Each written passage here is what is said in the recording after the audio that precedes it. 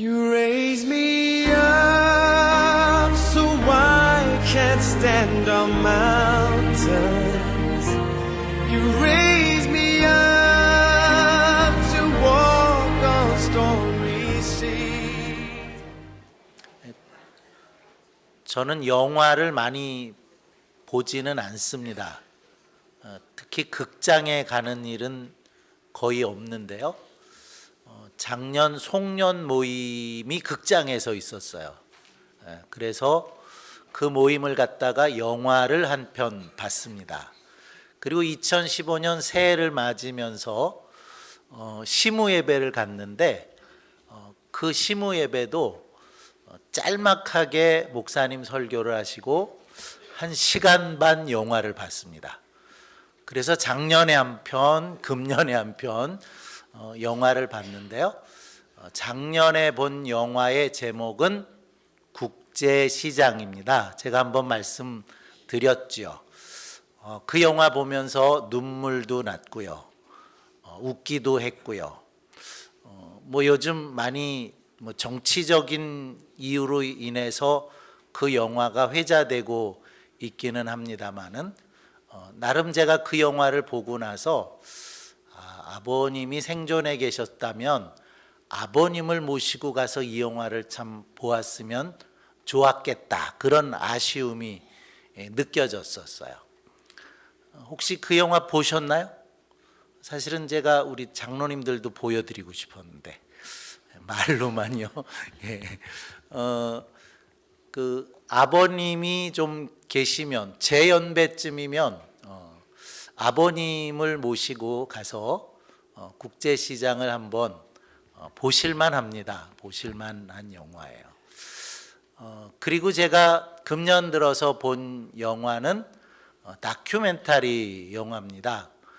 사랑의 원자탄이라고 하는 별명을 가지고 계신 손양원 목사님 영화를 봤습니다. 참 진한 감동이 있었던 영화입니다. 저도 입양한 두 아들이 있습니다마는 손양원 목사님은 아들 하나를 입양을 하셨습니다. 그런데 그 아들이 매우 특별한 아들이죠.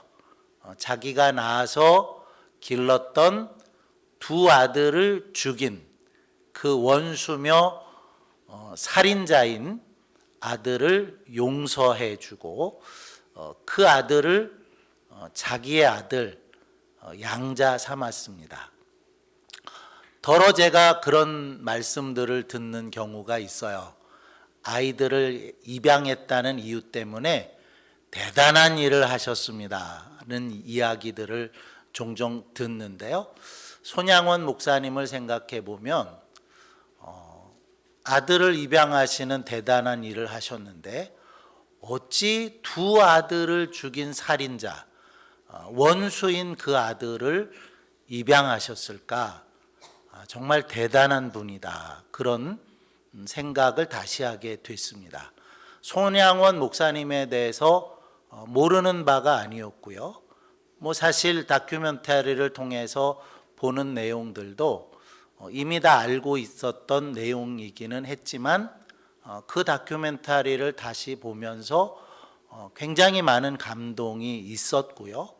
그래서 제가 마음속에 하나 다짐하게 된 것은 멀지도 않은 여수에 그분이 평생을 목회하면서 섬겼던 그곳 애양원 교회, 그것을 내가 그래도 자주 좀 찾아가 보기도 하고, 그래서 손양원 목사님의 그 발자취를 나도 좀 따라야 되겠다, 그런 마음의 다짐을 했어요. 물론 아직 다시 가보지 못했습니다. 그러나 어느 날에 제가 다시 그곳을 방문하고 싶어요. 이미 많이 여러 차례 그곳을 가본 일이 있지만 다시 새롭게 그분을 정말 본받고자 하는, 그분의 발자취를 따라가고자 하는 마음에서 그곳을 꼭 방문해 봐야 되겠다, 그런 마음을 가졌습니다. 오늘도 제가 설교를 하고 나면 예배를 마치고 인사를 하실 때에 요즘은 그 말을 잘 안 하시더라고요. 은혜 받았습니다 이런 분들이 잘 없어요. 근데 전에는 좀 있었거든요. 전에는 이제 나가시면서 은혜 받았습니다 그런 얘기를 하는데, 그 은혜 받았다는 말씀은 설교를 통해서 감동이 있었다 그런 의미겠지요. 오늘 좀 여러분들이 나가시면서 이제 거짓으로가 아니라 진심으로 은혜 받았다 이런 말씀을 하시고, 좀 설교가 감동이 되었다 이런 표현을 해주셔서 들었으면 좋겠다 그런 마음이 있습니다. 사람은 두 종류의 사람이 있다고 생각이 되는데요.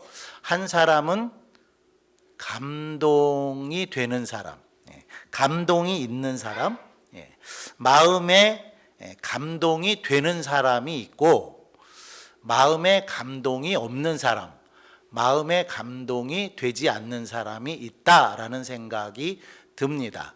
똑같이 설교를 들어도, 똑같이 영화를 보아도 감동이 되는 사람이 있고요, 별로 감동이 없는 사람이 있습니다.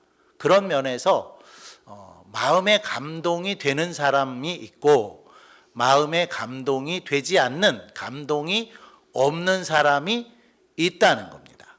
그런데 마음에 감동된 사람, 마음에 감동을 느끼는 사람도 또 두 종류의 사람이 있다라고 생각이 되는데, 마음에 감동이 되어서, 감동이 있어서 그 마음의 감동을 가지고 살아가는 사람이 있고, 마음의 감동은 있었지만, 감동은 되었지만 그 이외에 아무런 삶의 변화나 결단의 행위나 이런 것들이 없는 사람도 있다라고 하는 것입니다.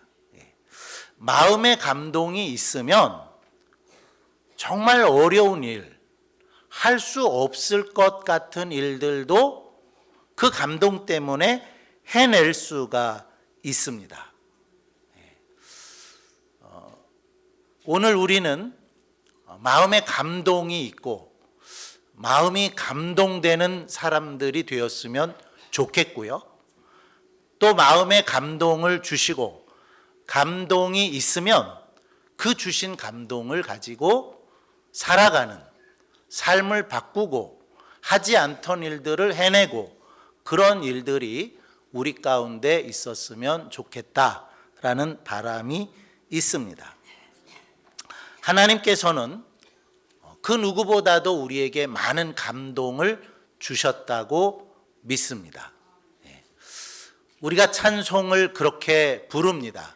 주 하나님 지으신 모든 세계 하면서 찬송을 할 때에 하나님께서 얼마나 솜씨 있게 이 세상을 지으셨는가 하는 것을 노래하는데요, 아침에 솟아오르는 태양을 보면서 우리는 그 태양의 기운을 받고 그 솟아오르는 태양을 만드신 하나님을 찬송할 수밖에 없습니다.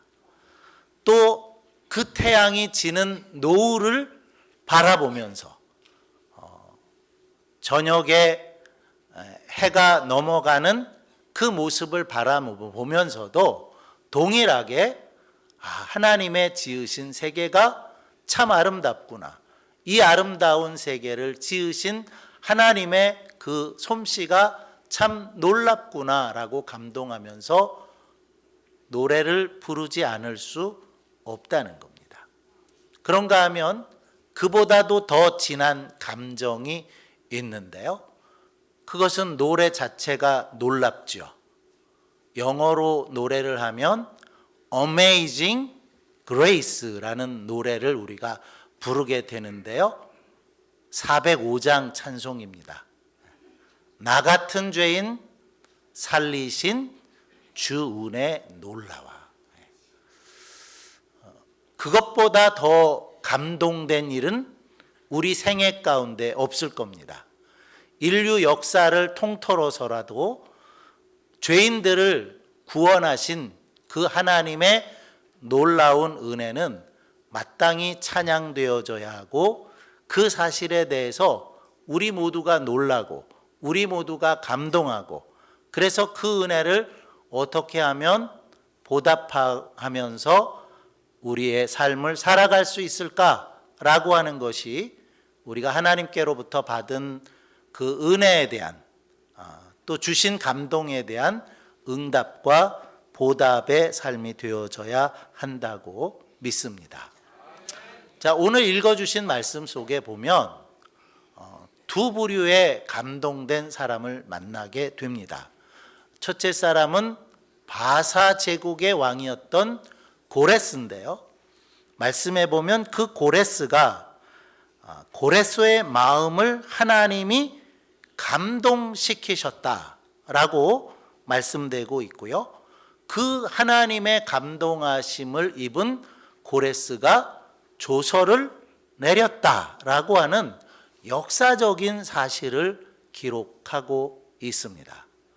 또 한 부류의 감동된 사람은 한 사람이 아니고 약 5만 명에 가까운 사람들이 하나님의 감동을 받았다고 하는 것인데, 그 사람들은 하나님이 그들의 마음을 감동시켰기 때문에 할 수 없는 어려운 일, 이루어낼 수 없는 어려운 결단들을 했고, 그 결단을 이루기 위해서 분연히 일어났다라고 말씀되고 있습니다. 1절의 말씀을 제가 다시 읽어드립니다. 바사왕 고레스 원년에 여호와께서 예레미야의 입으로 하신 말씀을 응하게 하시려고 바사왕 고레스의 마음을 감동시키심에 저가 온 나라에 공포도 하고 조서도 내렸다라고 말씀되고 있습니다. 정확한 연대를 말하고 있습니다. 그리고 이 되어진 모든 일들은 이미 하나님께서 예언하신 일들이었고, 그 예언이 응하게 되는, 하나님께서 예레미야를 통해서 예언하신 그 말씀의 성취다라고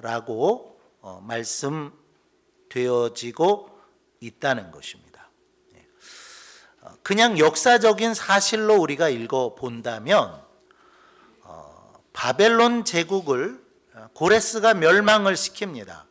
그리고 새롭게 일어난 나라가 바사라고 하는 제국인데요. 그 바사 제국의 통치자였던 고레스는 바벨론 제국의 통치와는 다른 통치의 방법을 사용했다. 식민 정책을 바꾸었다. 우리가 그렇게 읽을 수가 있습니다. 바벨론 제국 느부갓네살 왕을 우리가 생각하면 느부갓네살 왕은 매우 잔인하고 아주 강압적인 왕이었습니다. 그의 제국을 경영하는 정책도 그러했고요. 그래서 예루살렘 성을 멸망시키고 성전도 무너뜨리고 왕족과 귀족들, 기술자들, 많은 사람들을 바벨론의 포로로 잡아왔습니다. 그런데 이제 그 바벨론을 멸망시킨 바사제국 고레스 왕은 돌아가라고 조서를 내렸다는 거예요. 예루살렘에서 포로로 끌려온 예루살렘과 유다 백성들은 돌아가라.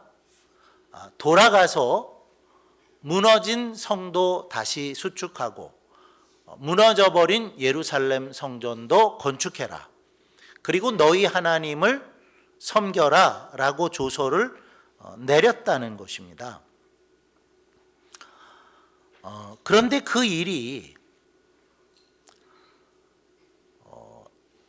고레스의 마음을 감동시켰기 때문이라는 거죠. 그냥 한 역사적인 사실로 우리가 볼 수도 있지만 성경은 그 되어지는 모든 역사 속에 보이지 않는 하나님의 손길이 있었다. 하나님의 섭리하심이 있었다.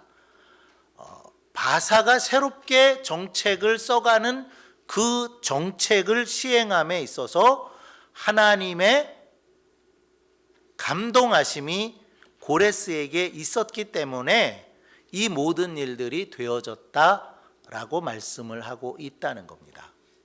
하나님은 세계를 경영하십니다. 지금도 하나님은 세계 역사를 주관하시고 이끄십니다.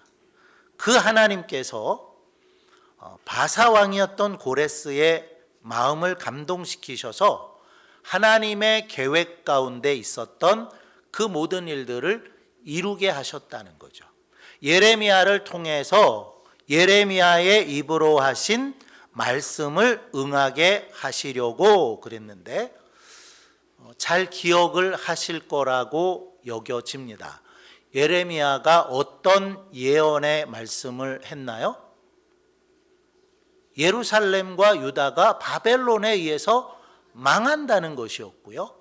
망하지만 70년 후에는 돌아오겠다라고 했던 예언의 말씀을 예레미야가 선포했던 것이죠. 그 예언의 말씀을 이루기 위해서 하나님은 바사왕 고레스를 감동시키셨다는 겁니다. 그래서 그를 통해서 조서를 내리게 하셨고 포로로 잡혀왔던 바벨론에 의해서 포로로 잡혀와 있는 모든 유다 사람들, 예루살렘 사람들은 돌아가서 하나님을 섬기라고 하는 조서를 내렸다는 거예요. 오늘 말씀에 의하면 2절에 이렇게 말씀되고 있습니다. 바사왕 고레스는 말하노니 하늘의 신 여호와께서 세상 만국으로 내게 주셨고, 바사왕이 지금 가지고 있는 그 권력을 하늘의 신이신 여호와께서 주셨다고 말하고 있다는 거죠. 그러나 사실 이 바사왕이 하나님을 믿었는지는 우리는 알 수가 없어요. 그러나 하나님을 믿지 않았다고 보는 것이 더 옳습니다. 그럼에도 불구하고 이 바사왕을 움직이시고 그 바사왕을 통해서 예언의 말씀을 이루게 하시는, 세계를 경영하시는 분은 바로 여호와 하나님이시다라고 하는 것을 우리가 읽는 겁니다. 자, 이런 이유로 하나님의 감동하심으로 하나님이 고레스를 움직이셔서 바벨론에 포로되어 와 있던 예루살렘 거민들, 유다 백성들 돌아가도록 조서를 내렸다는 거죠. 자, 그런데 이제 그 조서를 내릴 때에 또 감동된 사람들이 있었습니다. 5절의 말씀입니다. 제가 읽습니다. 이에 유다와 베냐민 족장들과 제사장들과 레위 사람들과 무릇 그 마음이 하나님께 감동을 받고 올라가서 예루살렘 여호와의 전을 건축하고자 하는 자가 다 일어나니 그랬습니다. 이 일어난 사람들이 예루살렘으로 돌아갔습니다. 그리고 성전 건축을 위해서 돌아간 지 1년 만에 기초석을 지대를 놓습니다. 마음에 감동받은 사람, 에스라 2장에 가서 읽어보면 돌아온 사람들의 이름들 혹은 어느 가문에 어떤 사람이 몇 명이나 돌아왔다라고 2장 가득히 기록하고 있습니다. 그리고 그 수를 정확하게 기록했는데 42,360명이 예루살렘 성전을 건축하기 위해서 바벨론에서부터 예루살렘으로 돌아왔노라 말씀을 하고 있습니다. 이제 오는 수요일 14일입니다. 우리 교회 중고등부 아이들이 괌으로 비전 트립을 떠나게 됩니다. 꼭 일주일 다녀옵니다. 비행기 타고 다녀올 겁니다. 그런데 제가 여러분들에게 많은 기도를 부탁을 할 겁니다. 우리 장로님도 기도해 주셨지만 무엇보다도 안전하고 건강하게 다녀오기를 위해서 기도하셔야 됩니다. 불과 7일을 다녀올 겁니다. 비행기 타고 다녀올 거고요. 비행기 타면 5시간이면 괌에 도착합니다. 그런데 이 시대에도 그거 그렇게 쉬운 일이 아니라는 거죠. 많은 기도가 필요한 일을 우리가 이제 하는 겁니다. 하물며 이 성경이 기록되고 있던 그 시대에는 비행기 없었습니다. 42,360명이 이동을 한다고 상상을 해보세요. 무슨 탈 것이 있었던 시대가 아니죠. 대부분이 걸어서 그 먼 길을 돌아서 왔을 거라는 겁니다. 그러한 결단들이 쉽게 되어진 일들이 아니기 때문에 오늘 성경은 말씀하는 겁니다. 더 많은 사람들이 있었습니다. 고레스가 이미 돌아가지 않는 사람들은 돌아가는 사람들을 물질로 도와라 라고 말하고 있는데요. 더 많은 사람들이 남아있지만 예루살렘에 돌아가서 성전을 짓겠다라는 사람들은 42,360명이었다는 거죠. 쉽지 않은 길을 선택했다는 겁니다. 쉽지 않은 결단을 지금 한 거라는 거예요. 자, 그런데 그들이 돌아가는 예루살렘 성을 한번 생각을 해봅니다.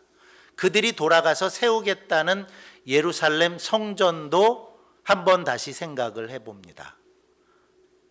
예루살렘 성은 남아있는 게 없습니다. 느부갓네살 왕이 완전히 초토화시켜버린 곳이 예루살렘 성입니다. 예루살렘 성전도 마찬가지입니다.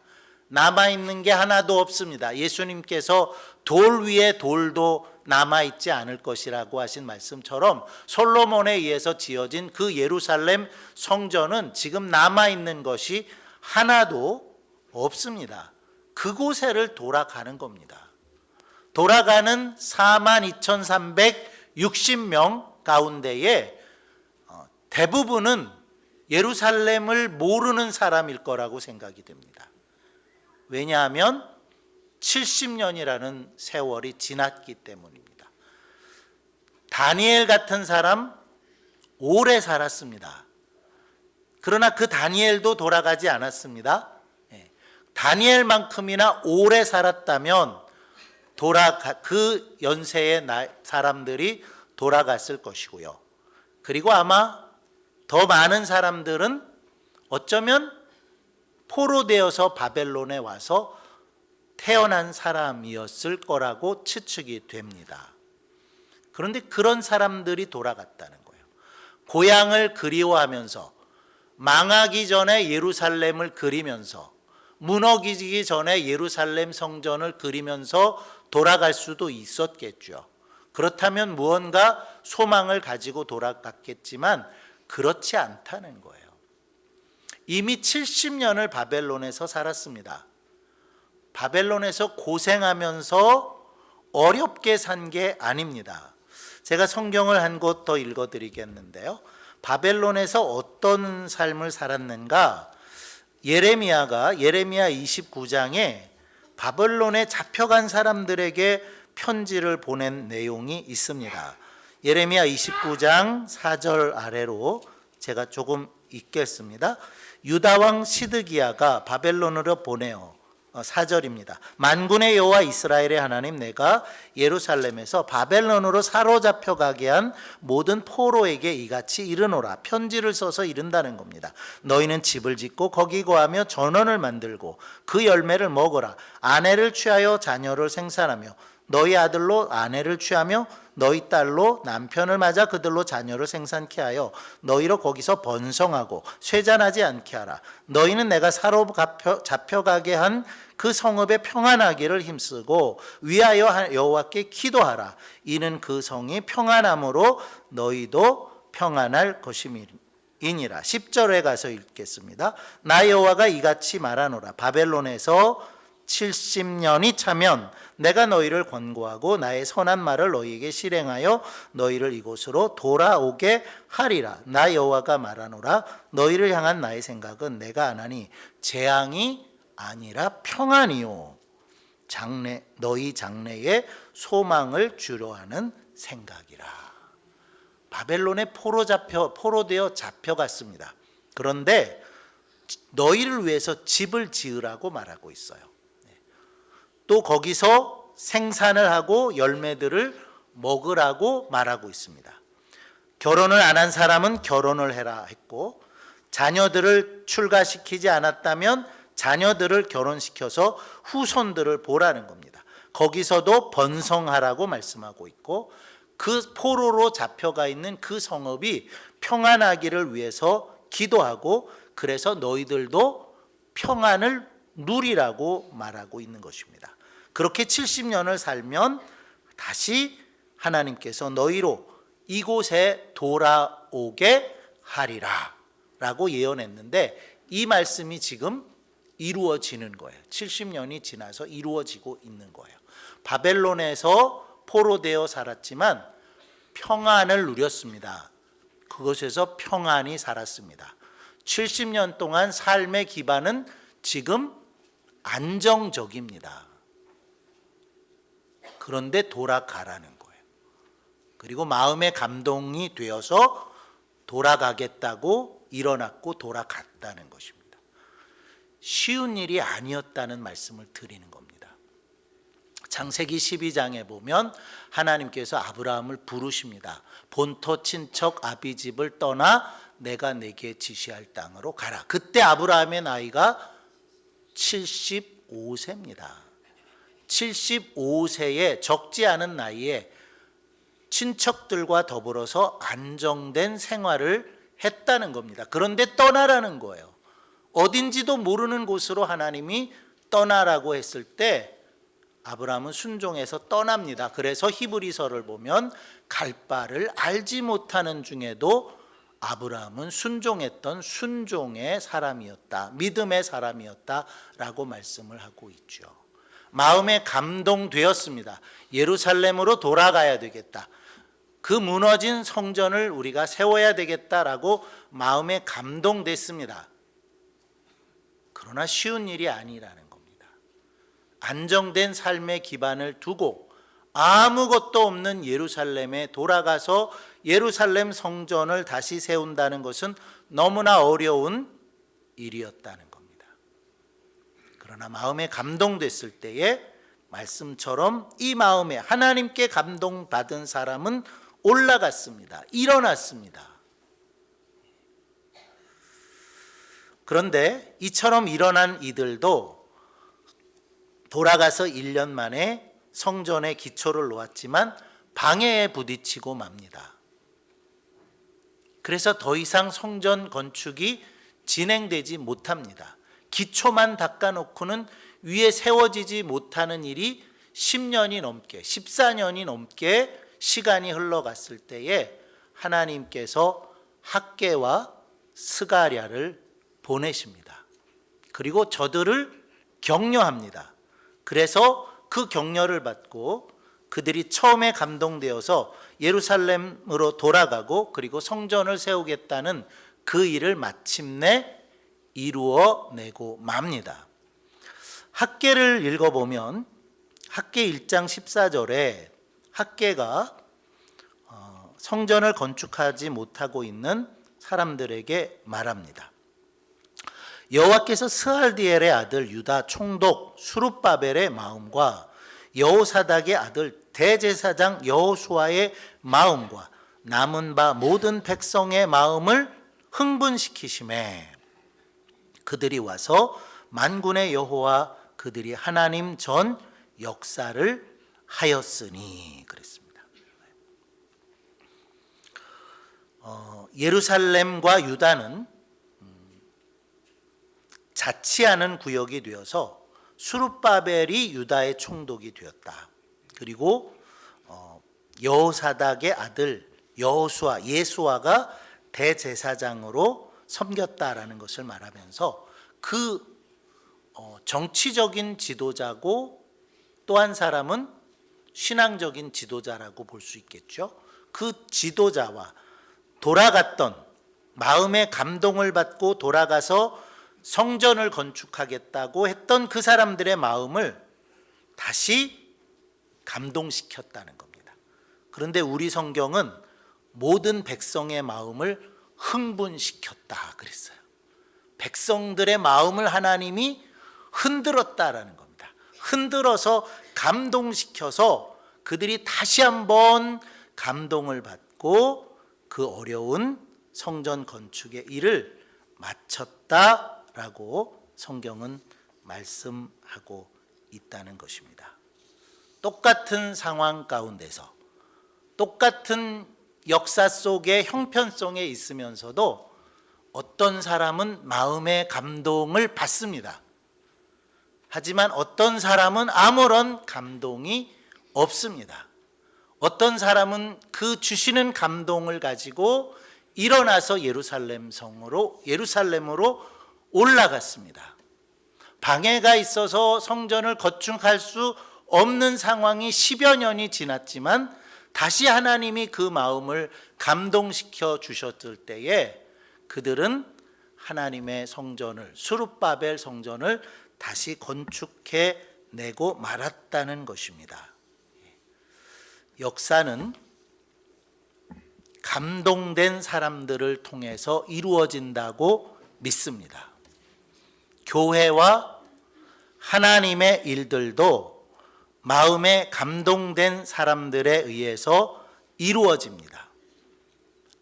우리가 하나님의 일에 부르심을 받았는데 하나님의 일은 하나님께 감동된 사람들을 통해서 이루어진다고 믿습니다.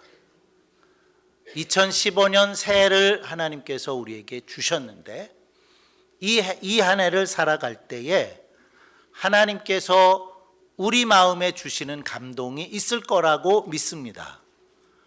그 하나님의 주시는 감동으로 살아가는 우리 모두가 되어지기를 바랍니다. 하나님이 감동 주시면 우리의 마음을 흔들어서 우리의 마음을 움직여 주시고 감동 주시면 감동 받으시기 바랍니다. 그리고 그 감동이 우리에게 있으면 그 감동으로 비록 그것이 현실적으로 어려운 일일지라도 현실적으로 방해가 있을지라도 그 일을 행하시는 그 일을 이루어내시는 모든 성도들이 되시기를 바랍니다. 하나님의 일은 하나님께 감동된 사람들에 의해서 이루어집니다. 기도하겠습니다.